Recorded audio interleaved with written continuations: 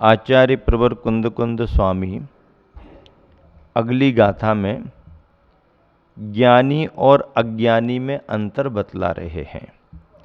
देखो, ये समय सार का विषय है, ध्यान से सुनना पड़ता है, विवक्षाओं को समझना पड़ता है।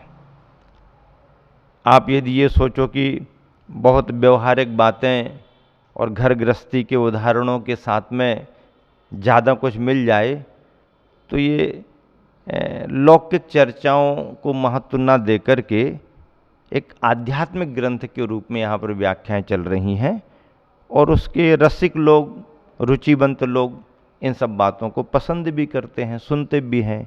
बाकी चीज़ें तो दिन भर मिल ही रही हैं, ढेर सारे सीरियल चल रहे हैं, ढेर सारी कहानियाँ मिल रही हैं, बाहर की सामग्रियाँ बहुत मिलती हैं, पर ये विषय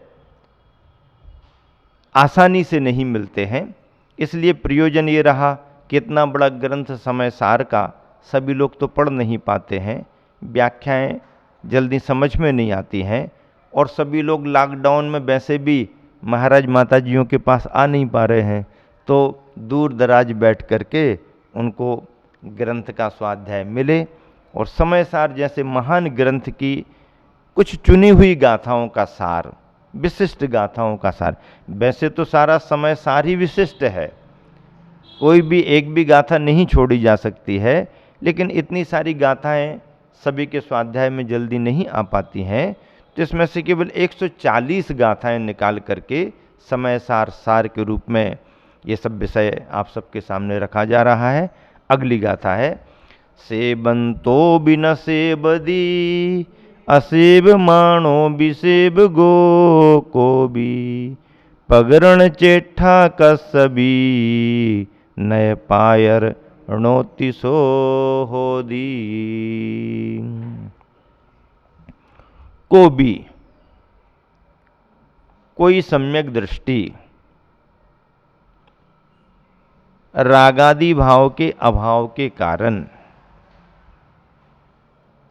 रागादि परिणाम उसका नहीं है, ऐसा सम्यक दृष्टि कोई भी सेबन तो भी न सेबदी,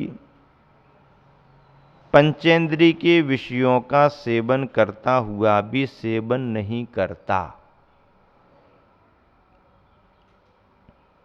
ऐसा लग रहा है, आंखों से देख रहे हैं, कानों से सुन रहे हैं, नासिका में गंध आ रही है, यदि ग्रहण करने का समय है, आहार ग्रहण कर रहे हैं तो स्वाद भी आ रहा है, पर इन सब के बावजूद भी उसके उपयोग की स्थिरता और उसके मन का अभिप्राय,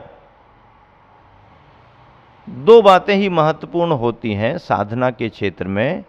एक तो हमारे उपयोग की स्थिरता होनी चाहिए और दूसरी बात मन का अभिप्राय हमारा क्या है, ये ज़्यादा महत्वपूर्ण होता है। तो ऐसा मन का अभिप्राय परमार्थ का रहे और उपयोग की हमारी यदि स्थिरता बनी हुई है तो ऐसे पंचेंद्रिय के विषयों का सेवन करते हुए भी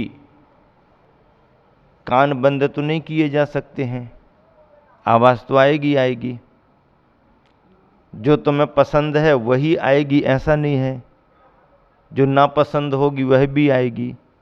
फिर आवाज़ में पसंद और नापसंद का भेद भी क्यों करना, आवाज़ तो आवाज़ है, पसंद और नापसंद तो हमारे मन का विषय है। कौआ ने काँव काँव कर दिया और तुमको अच्छा नहीं लगा, और कोयल ने आवाज़ करना शुरू की, अरे बहुत अच्छा। तो कौआ और कोयल तो अपने कर्म की वजह से हैं, तुम राग द्वेष क्यों कर रहे? नहीं नहीं, वो तो बहुत अच्छा है उसका, हाँ यही तो तुम्हारे को अच्छा लगा ना। अच्छे और बुरे में, शुभ और अशुभ में, सुस्वर और दुस्वर में समभाव रखना ही साधना है। कौन करे? ध्यान भी नहीं रहता है। इसी को तो साधना में ढालना पड़ता है।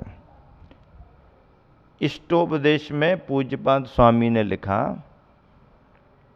योगी की स्थिरता कैसी होती है? ब्रुवन अपि ही न ब्रूते, बोलते हुए भी नहीं बोलने के समान रहता है। पश्यन अपि न पश्यति, देखते हुए भी नहीं देखने के समान रहता है। चलते हुए भी नहीं चलने के समान रहता है। ऐसा जिसका उपयोग स्थिर रहता है वह योगी कहलाता है। कभी कभी स्थिति बनती है, बोलते बोलते भी ऐसा लगता है जैसे कि हमारा उससे कोई संबंध ही नहीं है, आए गई बात हो गई। चलते हुए भी अपने में खोए तो खो गए। कभी कभी तुम्हारे जीवन में भी ऐसा होता होगा कि जैसे मान लो तुम्हारा कोई हिसाब किताब तुमको लगाना हो। अब घर में कोई टीवी चला रहा, बच्चे खेल रहे, कोई खा रहे, कोई बना रहे, कोई गा रहे, तुम्हें कोई पता ही नहीं है कौन क्या कर रहा है। क्यों? उपयोग स्थिर है ना। उपयोग स्थिर हो गया तो कौन क्या कर रहा है ये कुछ पता ही नहीं पड़ता। उपयोग की स्थिरता में यहां कहा जा रहा कि ऐसा कोई ज्ञानी सम्यक दृष्टि पंचेंद्रिय के विषयों को ग्रहण करता हुआ भी ग्रहण नहीं करने के समान रहता है, और अज्ञानी विषयों में राग भाव के कारण असेव मानोपी, उसको खाने पीने को नहीं मिल रहा, फिर भी वह सेवगो उसका सेवन करने वाला हो जाता है। कैसे? जैसे एक ने उपवास कर लिया, उपवास का नियम लिया, अपने मन से उसने उपवास का नियम ले लिया, और उसी समय खबर आ गई कि घर पर मेहमान आ रहे हैं। वो सोच रहे थे आज कोई काम नहीं है, उपवास कर लो, और मंदिर में उपवास लेकर के गए और घर पर खबर आ गई कि मेहमान आ रहे हैं, भोजन तैयार करो। अब भोजन बनाने को बैठ गए। भोजन पूरा बन रहा, भोजन कराया भी जा रहा अतिथियों के लिए, लेकिन जिसका उपवास का नियम है वह भोजन के बीच में रह करके भी उपवास है हमारा तो, उपवास है हमारा तो ये क्या हो गया? उन सबके बीच रह करके भी वह उस सबसे विरक्त है, क्योंकि उसका उपयोग कर्तव्य की पूर्ति में तो है, कर्तव्य से विमुख नहीं हो सकते, परिवार है, व्यवस्था है, लेकिन खुद ग्रहण की बिल्कुल भी इच्छा नहीं। और एक व्यक्ति सुबह से शाम गांव में घूमता रहा, इस द्वार पर गया, उस द्वार पर गया, मिला ही नहीं। सुबह से शाम हो गई, कुछ भी नहीं मिला, कुछ भी नहीं खाया। अब जब रात में सो रहा है तो उसका उपवास मानेंगे क्या? उसका उपवास मानेंगे क्या? नहीं नहीं नहीं, उसने भी तो कुछ भी नहीं खाया। खाया नहीं ये बात अलग है, खाने को नहीं मिला ये बात अलग है, लेकिन वह भावों से तो प्रतिपल खाता ही रहा, मिल जाए मिल जाए मिल जाए मिल जाए तो खा लें जल्दी। तो ये जो उसका भाव लगा हुआ है, भले ही दिन भर उसको कुछ मिला नहीं, दिन भर उसने कुछ खाया भी नहीं, लेकिन फिर भी वह अपने भावों से ग्रहण करता रहा है, उसका उपवास नहीं माना जाएगा।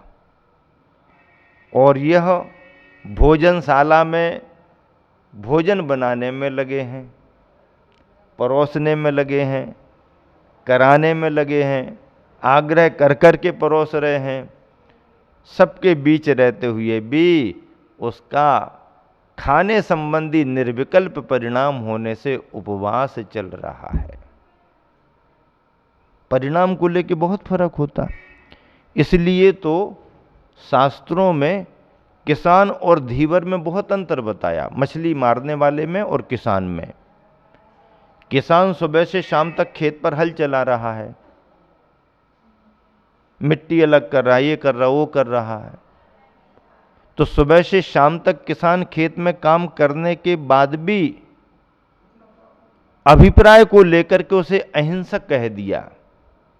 उसके कार्य में जीवों का घात तो हो रहा है, पर जीवों के घात करने का परिणाम उसका जरा भी नहीं है, बल्कि जितना विवेक, जितना बचाव वो कर सकता है वो करता भी है। इसलिए किसान खेती करते हुए भी उसके लिए उसके परिणाम अहिंसक बतला दिए गए। और मछली पकड़ने वाला जाल डाल करके बैठा है, यहाँ से वहाँ, वहाँ से यहाँ हो रहा है, और सुबह से शाम तक एक भी मछली उसके जाल में नहीं आई, तो क्या वो अहिंसक हो गया उस दिन? नहीं। प्रति समय मछली को पकड़ने का भाव, पकड़ करके मारने का भाव। इसलिए एक भी मछली ना मारने के बावजूद भी, ना पकड़ने के बावजूद भी धीवर को हिंसक कहा और किसान को अहिंसक कहा है, क्योंकि अभिप्राय अलग अलग है। और पूर्णा नदी का ब्रिज पार करके उस तरफ पेड़ों की छाया दिख रही थी, तो लगा कि पेड़ों की छाया है, नदी का किनारा है, ब्रिज के किनारे बैठ जाएंगे। छाया देख करके हम लोग बैठ गए। पहले हम लोगों का नदी में इस तरफ उस तरफ ध्यान नहीं गया। जब बैठ गए और सामने देखा तो कुछ लोग जाल डाले हुए थे। पहले समझ में आया नहीं कि ये क्या है, ऐसे ही आदमी होंगे। बाद में जब उनकी गतिविधि देखी, यहाँ वहाँ ऐसा खींचा खांची, तो लगा यार ये तो मछली पकड़ने वाले हैं, ये तो जाल वाल डाल रहे।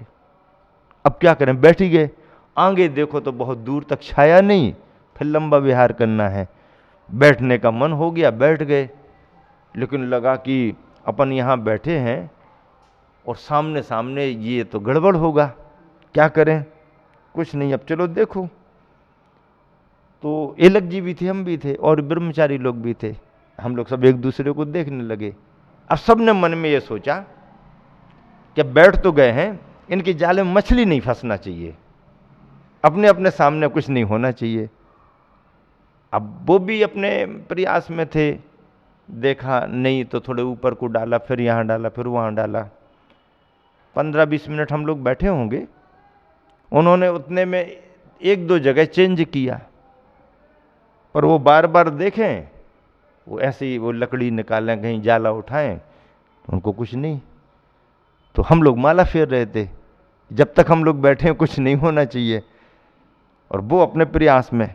बाद में उनका ध्यान गया कि ये बाबा जी कुछ देख रहे हैं, कर रहे हैं, तो उनको ख्याल आ गया कि ये जब तक बैठे रहेंगे अपना काम होने वाला नहीं। जाला वाला उठाया, दूर निकल गए, अपना भी समय हुआ, अपन भी अपने। उनको समझ में आ गया कि ये बाबा जी कुछ कर रहे होंगे, इसलिए अपना काम बनने वाला नहीं। हम लोगों के मन में था कि जब तक अपन बैठे हैं, अपने सामने कोई भी जीव, उनको उसमें नहीं आना चाहिए, हिंसा नहीं होना चाहिए। तो कभी कभी परिणाम भी प्रतिफल दिला देते हैं। अपने भाव जुड़ रहे थे कि कुछ नहीं होना, कुछ नहीं होना, संयोग बना, कुछ हुआ नहीं। ऐसा अब मजबूरी हो जाती है, बैठ ही गए और ऐसा वैसा हो रहा। तो इस तरह से यहाँ पर आचार्य महाराज क्या कह रहे हैं, ज्ञानी और अज्ञानी में अंतर।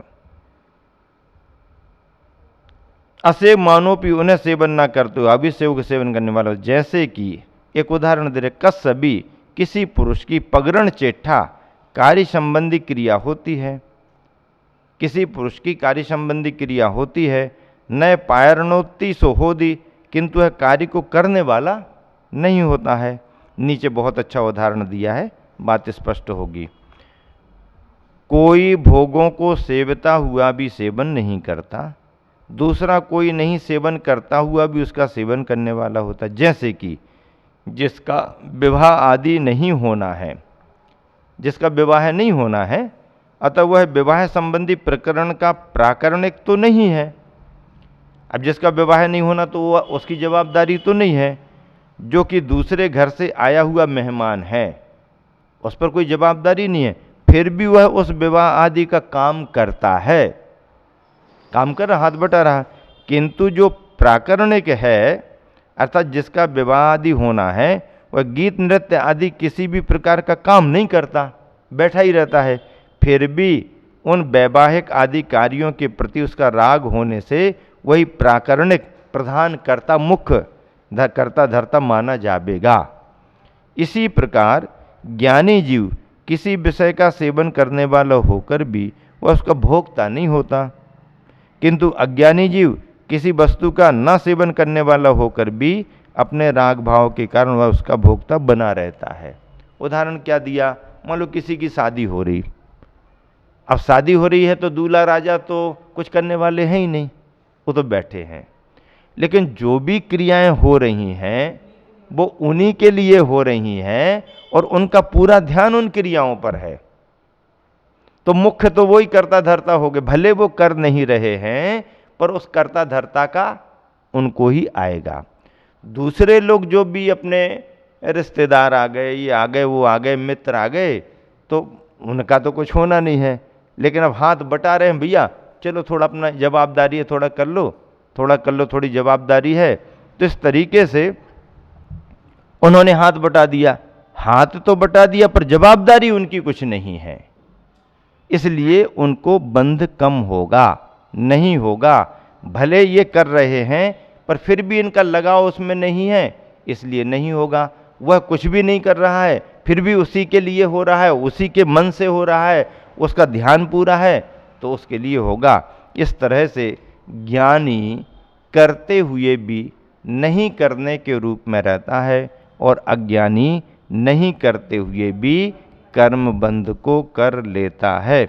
इस तरह से विशेषार्थ में यहाँ पर ज्ञान सागर जी महाराज ने लिखा, आत्मा के साथ इन बाह्य वस्तुओं को चिपकाए रहने वाला आत्मा का ही राग भाव है। जिसके प्रति राग भाव होता है वह वस्तु दूर होकर भी आत्मा के पास में होती है, और जिससे उसका राग भाव नहीं होता वह समीप में होकर भी उसके लिए नहीं होती। जब ज्ञानी अर्थात त्यागी का किसी भी वस्तु से राग नहीं होता, किंतु किसी भी प्रकार के पर प्रयोगवश यदि उसके पास में कोई वस्तु होती है तो उसको स्वीकार करता हुआ सब प्रतीत होता है, फिर भी उसका कोई अपनेपन का संबंध नहीं होता। जैसे मुनि के पास में पिच्छी होती है, लोगों की दृष्टि में पिच्छी वाले कहलाते हैं, तो भी उससे उनका कोई घनिष्ठता का संबंध नहीं होता। उन्हें आगम की आज्ञा है जब भी कहीं पर बैठें तो वहाँ की भूमि एवं शरीर का संशोधन करने के लिए है, इसलिए उसको वह रखते हैं, पर उनका परिग्रह नहीं माना जाता। किंतु गृहस्थ के पास में भले ही कुछ नहीं हो तो भी संसार भर को अपने पीछे लगाए हुए रहता है। यह सब वैराग्य की महिमा है। महावीर भगवान।